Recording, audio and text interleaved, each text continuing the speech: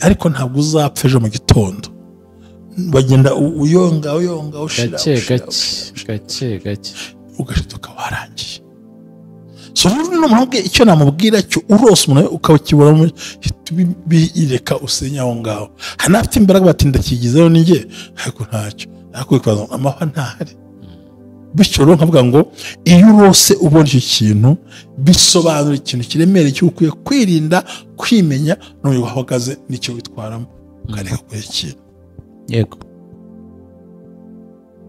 cyangwa urabyumvise ndiko byumva cyane Imana ishobora kubyumvise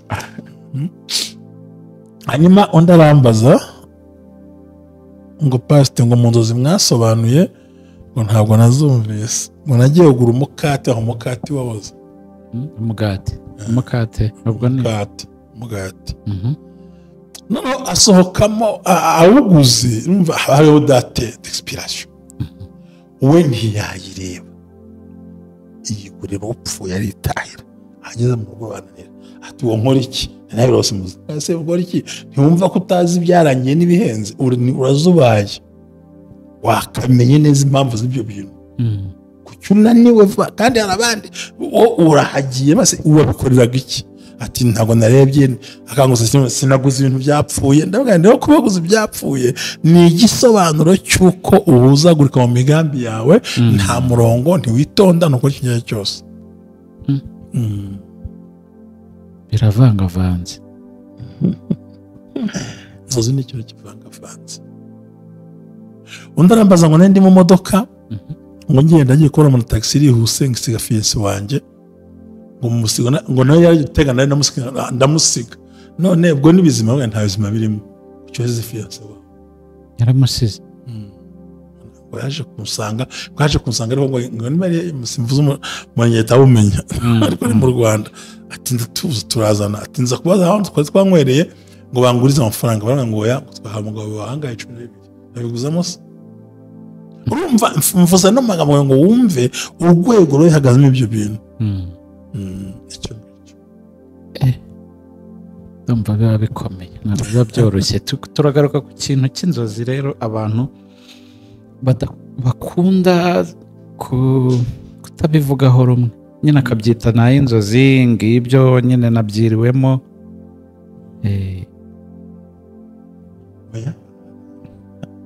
arahari kandi bakabisobanukirwa ko inzozi ni ngombwa mu buzima undi aranyarikira arambwira ngo narose ngiye kugura inkweto nisi inkweto ntizigaragaramo hariya ngo turazisomye narose nguze inkweto z'abadamu njya mu nzu y'urusengero hamwe nagusuye imbere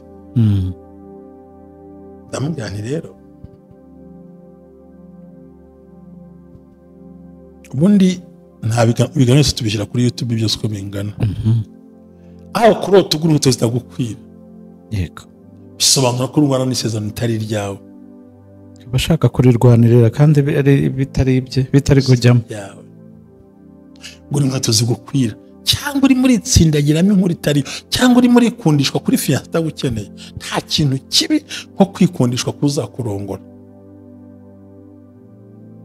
kumwisempa aho nuvuga ngo uwo muntu waguze inkweto zishaje naho zitamukwira zikamurya arirobanuye ntakeneye afite gushidikanya muri we icyo azabasha gukora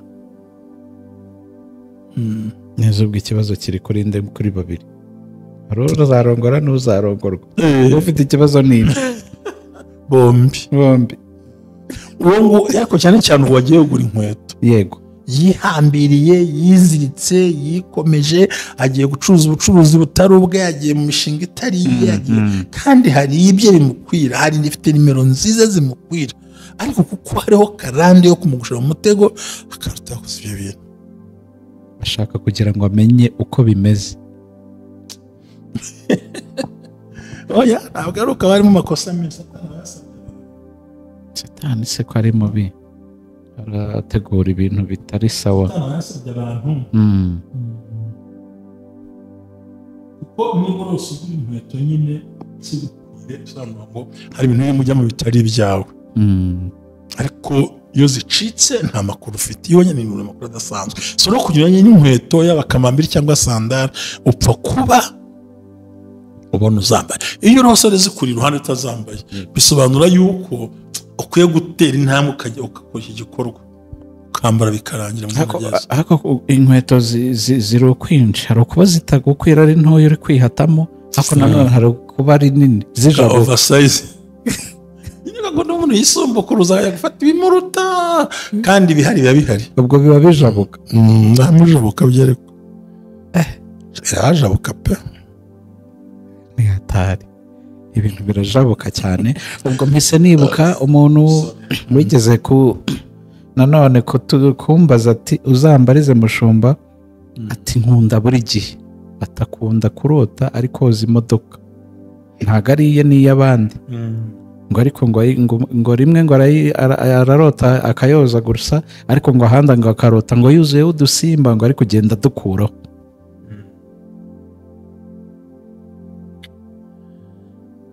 Nuvuga ngo iyo modoka yazanye ya shebuja, ariko yarangiza wagezaho ubushishi gutya, sinzi ko nabyumvise buriya. Udukoko nyine, ntabwo yansobanura udukoko ari bwoko ki. Uwo muntu afite umwuka w'ubugaragu. Hallelujah, hallelujah, hallelujah, hallelujah. Ubumwe bw'Abera Ministries buyobowe na Reverend Ntababazi Jean Baptiste, aha amavuta akandagira amateka dushingiye ku mvugo y'ijambo ry'Imana rigaragara mu gitabo cyayo ibice 33 umurongo wa 14 kugera ku wa 16, hasobanura yuko Imana ivugira mu nzozi no mwiyerekwa rya nijoro abantu bashyizweyo. Bityo abaho umugambi wo gusobanura kugira ngo udatesha agaciro inzozi zawe. Inzozi zawe nizo wowe, ntaho uzatandukana n'imvugo y'Imana. Wizitesha agaciro, wizisuzugura, izigambiriye kukugirira nabi zishingiye kuri karande ufite n'Imana ibikubwira, bisenye biveho. Ibishingiye mu kuri nabyo bisenga ukiranuke. Ubumwe bw'Abera Ministries, buri muntu wese mu itorero rye abo wejejwe akore nk'imirimo, ariko duhurire mu gukiranuka no kubaka ahazaza hawe hashingiye ku nzozi zawe n'imitekerereze yawe n'ibikorwa byawe. Uruw'agaciro, uriwe, kandi uriwe n'Imana izubakiraho amateka adasanzwe. Ubumwe bw'Abera Ministries, umuntu arisanzura akamenya yuko Imana iri mu ruhande rwe. Shalom, shalom. Usuje ngo haye ikaze ku Bumwe bw'Abera Ministries, amavuta akandagira amateka ubuzima bugahinduka. Turabasuhuje aho muherereye hose, mwahisemo mugakora subscribe mukabona ibiganiro byacu uko gisohotse, ubona notification. Amazina yanjye ni Jerry, turagarutse n'ubundi, twizere ko mumeze neza. Ndi kumwe na Mushumba. Umeze gute Mushumba? Ndamahoro. Ni amahoro cyane, yego turakwakiriye cyane kuri uyu munsi w'intangiriro z'icyumweru. Udufitiye iki uyu munsi wa mbere? Ndacyakomeje kwishyura ibibazo by'abantu bagiye bambaza, shaka kubavamo ideni ni ryinshi, uwo ntazishyura yihangane. hari n'uwambwiye nijoro ngo naramuhemukiye, narakwibye ngo kutasobanura hemukiye, nibanza ukambaza ko nafite umwanya. Noneho hari n'igihe umuntu akubaza inzozi ukabona waramushubije zirasa nazo, yego cyo yadatahura ngo namaze kumva ndaguhamagara. Ibyo mbajije biri mu kiganiro kutabyumvise birimo. Akoze cyane, abashaka ngo mwivuganira hari. Ariko se mbwira uti mu kiganiro nabyumvise ko sinanyuzwa. Hari n'ubona titre atarumva ubusobanuro bwimbitse agahita ajya muri comment ati nsobanura, kandi birimo. Mujye mureba ikiganiro mucyumve mukirangize, hanyuma aho utasobanukiye aba ariho ubaza. Yego, murakoze cyane, Imana igumugisha. Turi imbere y'Imana, turagushima ko uyu munsi wa mbere banyana twatugira neza, wadukomeje waturinze tundi icyumweru cyose, ubana natwe wadushyigikira buri Imana nyamana mu bitugora n'ibituremerera, tweretse ukuboko kwawe kwiza, wanya natwe wadutabaye, twabonye imbaraga n'ubutwari no kuremera Mwami. Ni ukuri uri Imana yacu bwite, natwe abahungu bawe bwite. Watugiriye neza, watubereye Imana hagati y'abagome n'abagambanyi, utuzamura mu ntera. Tugushimire papa wacu ko uri umwami w'amushoboye byose, bwa Yesu Kristo umwami wacu. Amen. Rero iyi pariti dukomejeho nayo nijyanye n'inzozi. Kurota ugaburirwa ibyo kurya, ariko ngo agiye kubirya asanga harimo ikinyabugoye. Ni mu nzozi. Mvuga ngo ubundi kurya ubwabyo ni bibi nijoro. Yego, mu nzozi. Noneho kubona bashyize ikinyabugoye nko mu isombe kitagaragara, nabwo ikindi kibazo. Mvuga ngo ni umwuka w'uburozi ariko ntabwo uzapfa ejo mu gitondo. Bagenda uyonga ushira gake ugashituka warangiye. So n'umuntu icyo namubwira cyo urose umuntu ukabikibura bireka usenya aho ngaho. Hanafite imbaraga batinda kigizeho ninjye ariko ntacyo. Ariko ikaza amahwa ntahari. Bityo rero nkavuga ngo iyo urose ubona icyo kintu bisobanura ikintu kiremereye cyo ukwiye kwirinda, kwimenya no uhagaze n'icyo witwaramo ukareka kwekira. Yego. Cyangwa urabyumvise? Ndiko byumva cyane. Imana ishobora kubyumvise. Hanyuma undi arambaza ngo pasite ngo mu nzozi mwasobanuye ngo ntabwo nazumvise, ngo nagiye kugura umukate aho umukate wahoze. Umukate ubwo ni umugati. Noneho asohokamo awuguze, urumva hariho date d'expiration. We ntiyayireba, iyigurira upfuye aritahira. Ageze mu rugo bananira ati uwo nkora iki nawe rose muzi ase ukora iki ntiwumva ko utazi byarangiye n'ibihenze urazubaye wakamenye neza impamvu z'ibyo bintu kucyunaniwe kandi harabandi urahagiye base uwabikoreraga iki ati ntabwo narebye akangusa sinaguze ibintu byapfuye ndavuga ngo kubaguza ibyapfuye ni igisobanuro cyuko uhuzagurika mu migambi yawe nta murongo ntiwitonda nuko kigiye cyose. Biravangavanze. Inzozi ni ikintu kivangavanze. Undi arambaza ngo ndi mu modoka ngo ngenda ngiye kubona mu taxi irihuse ngisiga fiance wanjye ngo musiga ngo nawe yari gutega nari ndamusiga none ubwo nibizima we nta bizima birimo cyoze fiance wa yaramusize. Yaje kumusanga ariko ngo nimari musimvuze umunyeta bumenya ariko ni mu Rwanda ati ndatuza turazana ati nza kubaza aho twanywereye ngo bangurize amafaranga baranga ngo ya twaha mugabo wahangaye 12 yabiguzamo se. Urumva mvuza no magambo ngo wumve urwego rwo ihagazemo ibyo bintu. Icyo ndumva biba bikomeye ntabwo biba byoroshye. Turagaruka ku kintu cy'inzozi rero abantu bakunda kutabivugaho rumwe nyine akabyita nayo inzozi ngibyo nyine nabyiriwemo.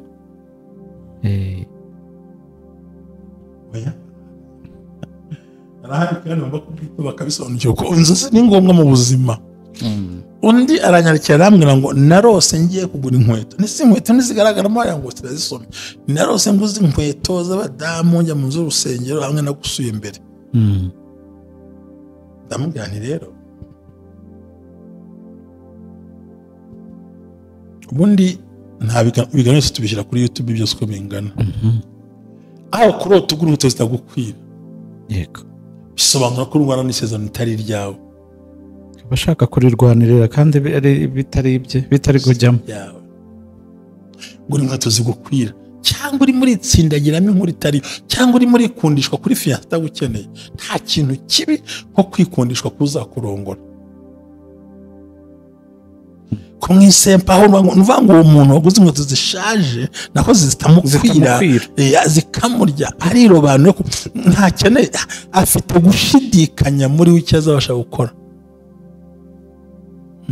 Neza ubwo ikibazo kiri kuri nde kuri babiri. Uzarongora n'uzarongorwa. Ufite ikibazo nini? Bombi. Uwo ngo yako cyane cyane wagiye kugura inkweto. Yego. Yihambiriye yiziritse yikomeje agiye gucuruza ubucuruzi butari ubwe yagiye mu mishinga itari iye kandi hari ibyo bimukwira hari n'ifite nimero nziza zimukwira ariko kuko hariho karande yo kumugushira mu mutego akaruta kuzibyo bintu ashaka kugira ngo amenye uko bimeze. Oya ntabwo bari mu makosa menshi Satani se ko ari mubi arategura ibintu bitari sawa. Kuko niba rose ugura inkweto nyine zigukwire usobanura ngo hari ibintu biri mujya mu bitari ibyawe. Ariko iyo zicitse nta makuru ufite iyo nyine ni amakuru adasanzwe. So no kugira n'inkweto y'abakamambiri cyangwa sandara upfa kuba ubona uzambaye. Iyo urosore zikuri iruhande utazambaye bisobanura yuko ukwiye gutera intambwe ukajya ukakora iki gikorwa ukambara bikarangira mu mugezi. Ariko inkweto ziri ukwinshi, hari ukuba zitagukwira ari ntoya uri kwihatamo, ariko nanone hari kuba ari nini zijabuka oversize. Ngo n'umuntu yisumbukuruza yagufata ibimuruta kandi bihari biba bihari, ubwo biba bijabuka.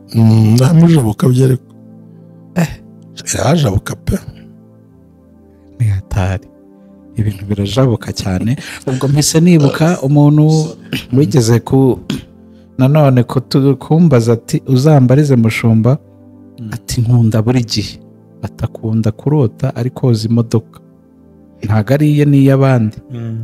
Ngo ariko ngo rimwe ngo ararota akayoza gusa, ariko ngo ahandi ngo akarota ngo yuzuyeho udusimba ngo ari kugenda dukuraho.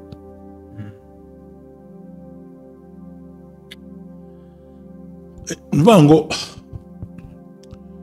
iyo modoka yazanye ya shebuja, ariko yarangiza wagezaho ubushishi gutya, sinzi ko nabyumvise buriya. Udukoko nyine, ntabwo yansobanura udukoko ari bwoko ki. Uwo muntu afite umwuka w'ubugaragu. Reka nubwo turi mu mwaka wo kwirengera, byereka abantu bafite umwuka w'ubugaragu. Hano bafite umwuka w'ubuja pe. Ngiye mu kazi k'ubuyi nkamaze imyaka 10. Kumva ni proud. Hano umumotari atigiye mu moto yitwa imyaka 15 nganasanga ntibahinduka. Kandi hari abana badutse bashaka prima baragenda. Abicama azamuka. Hari uwantwaye yambwiye ati jye ikinyamotari, ubwo nyine hari ukuntu umumotari agutwara bakabona udukaritsiye uko natugenda bakavuga utuye no muntu azi imihanda, ahambwiye ati ikimotari jye nkimazemo imyaka 20. Abasazi aho ngaho nyine imyaka 20.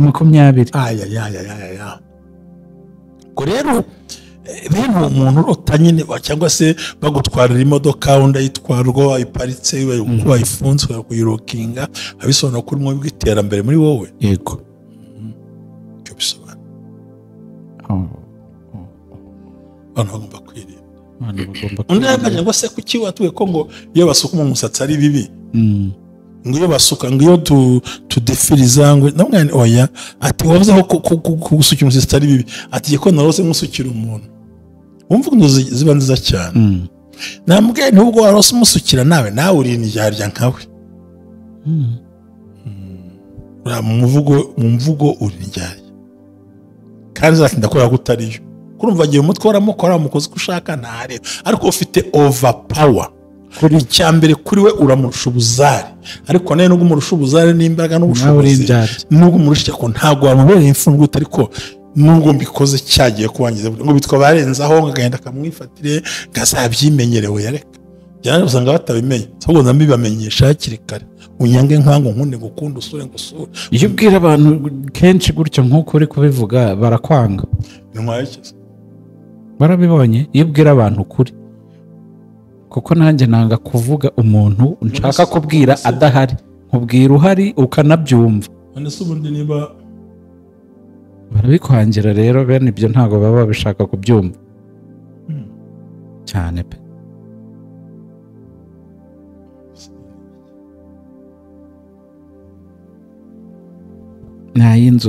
N'ay'inzozi niko bavuga. Inzozi ya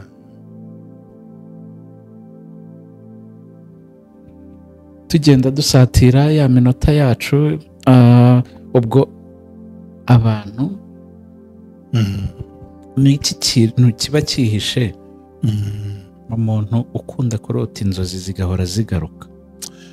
Inzozi niza rimwe, kabiri, gatatu, uzitegure guhura n'ikibazo niba ari inzozi mbi.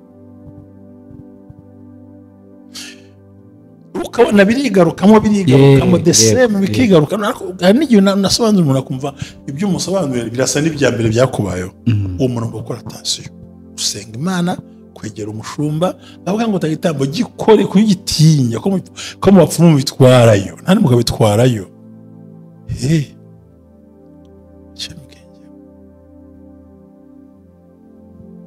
Basi ndivuga sakasa. Oya nuko nyine hari umuntu ukubwira ati njyewe ibi bintu nkunda kubirota ntibijya bihinduka Yego. ukibaza impamvu nyine nuko Imana yamuburiye ntiyemere umuburo w'Imana. None iyo utaretse ibyo bintu umwuka rero arabikuzana aho nijoro bikuzana warya maze ngo ngiye uzaziteresa ngo zinyishaka no kuryama ngo ntarota. Waryamye ukarota se, kongera ukarota, waryamye ukarota bigutwaye iki? Waryamye ukaruhuka bigutwaye iki? Ariko ugasanga bigaruka buri munsi ntabyigizeyo ntayivana mu buzima bwe. Kuko igihe ukurushaho kurota ibyo bintu buri munsi niko ushobora gucukura wa mwobo, birushaho kuzamba kurushaho. Mwese ko ntabwo ugaruka ugiye kwinjira mu yandi maboko, noneho ukagira karande y'ubusambanyi, ukagira karande y'ubujura, ukagira na karande y'inzoga kandi utanywa inzoga, kutindana n'abanywa nzoga. Kandi wahatina n'icyo kintu uvuga ubura aho ngaho mukajya mu mwungara wabo cyangwa mugashyuha. Solo nicyo kintu bisobanura n'ibyo ngibyo, nibwira ko bakwiye kubisobanura bakabimenya, bakirinda, akamenya ngo izi nzozi n'izi ngizi ngomba gutunganya gutya. Yego, ndumva nagushimira cyane rero, ubwo ndumva tuzakomeza ubutaha, abantu bose tubashimira. Yego.